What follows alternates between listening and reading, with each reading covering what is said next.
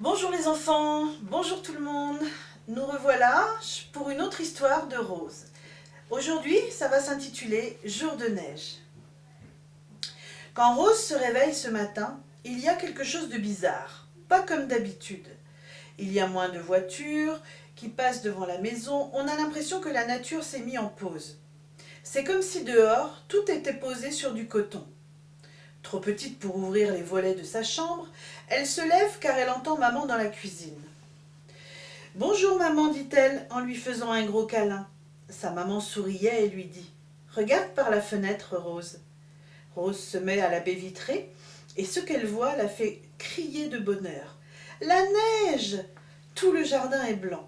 Elle a 3 ans, Rose, et elle n'en avait jamais vu avant en vrai. Elle avait vu et entendu dans les histoires que papa lui lisait le soir, mais comme en Bretagne la neige est très rare, jamais elle n'avait vu le jardin comme cela.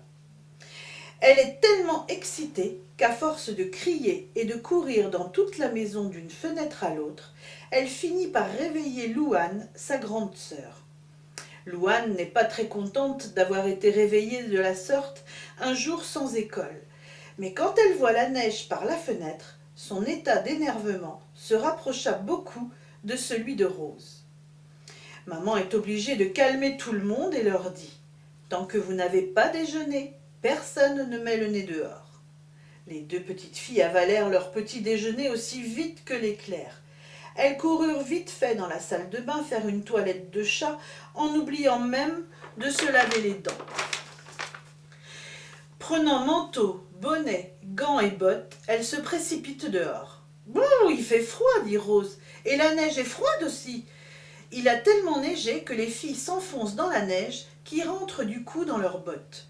Résultat, chaussettes mouillées. Qu'importe, allons jouer. Bouba et Fripouille non plus n'ont jamais vu ça. Fripouille très prudent et un peu étonné met le nez dehors en reniflant l'air froid. Puis, tout doucement, avance une patte dans le tapis blanc. Mais il ne la laisse pas longtemps. Il secoue sa patte et retourne se mettre au chaud dans la maison. Bouba, lui, aussi énervé que les filles, sort de la maison comme une fusée et saute sur la pelouse recouverte de neige.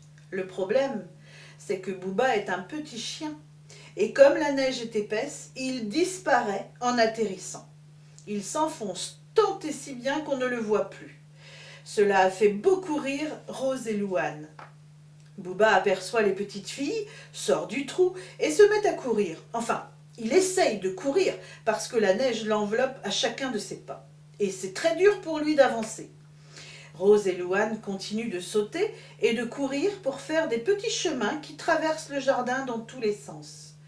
Tout à coup, Rose sent comme une goutte sur le bout de son nez. « Il pleut !» Zut alors! Mais ce n'est pas de la pluie, ce sont des flocons, comme plein de petites plumes blanches qui volent autour d'elle. Rose était émerveillée de voir la neige tomber. « Que c'est beau !» Jamais quand elle voyait ça dans ses livres, elle n'aurait imaginé à quoi ressemblait un jour de neige. Bouba, lui, semblait pétrifié, comme changé en statue. Il ne bougeait plus, et se mit à gémir, comme pour dire à Rose de le sortir de là. La petite fille le prit dans ses bras et vit pourquoi il ne pouvait plus bouger. Comme ses poils sont longs, à force de marcher dans la neige, il s'est formé des boules de glace au bout de ses poils, l'empêchant d'avancer, car au fur et à mesure de ses pas, les boules grossissaient, le rendant de plus en plus lourd. « On va l'emmener à maman pour qu'elle le mette à décongeler dans le garage, dit Rose en rigolant. Effectivement, maman ne voit pas non plus d'autre solution. Elle met un drap de bain sur le sol de la salle de bain et le pose dessus pour attendre que la neige fonde. Rose et Louane ressortent dehors pour le reste de la matinée jusqu'à ce que maman les appelle pour le déjeuner. Papa arrive juste à temps et comme il ne travaille pas cet après-midi, leur dit qu'il les aiderait à faire le fameux bonhomme de neige. Rose et Louane commencent par rouler la tête et papa, lui, s'occupe du corps parce qu'il est plus fort que ses filles et que rouler l'énorme boule qui va servir de corps va être très difficile. À 2, les filles terminent assez vite la tête. Maintenant, il faut la poser sur la grosse boule que papa a roulée. Voilà, un peu de neige pour coller les deux ensemble, et voilà notre bonhomme de neige trônant au milieu du jardin. Des yeux! Il faut des yeux, papa! Il y a des petits galets près de la terrasse. Creuse la neige et tu vas les trouver. Louane pose les galets à la place des yeux, Rose étant trop petite pour atteindre la tête. Maintenant, un nez et une bouche. Dans mes livres, il y a une carotte pour le nez. Mais on met quoi pour la bouche? Va demander une carotte à maman. Et moi, je m'occupe de la bouche. Allez me chercher la vieille pipe de papy dans le garage. C'est Louane qui dispose le tout sur la tête. Il commence à avoir fière allure. Et les bras, dit Rose. On va couper 2 branches de cet arbre et ça fera l'affaire. Ce qui fut fait. Et en guise de bouton, papa a eu l'idée de prendre des balles de ping-pong. Là, c'est Rose qui les pose sur le ventre du bonhomme. Waouh, c'est trop chouette! Mais il manque quelque chose. Mais oui, un chapeau! Maman alla chercher un chapeau de paille qui termina le chef-d'œuvre. Papa sortit son téléphone et prit une photo du bonhomme de neige entre les 2 filles. Ça leur a pris tellement de temps que l'heure du goûter est arrivée très vite. Puis après, il faut aller au bain pour se réchauffer après cette journée dans la neige.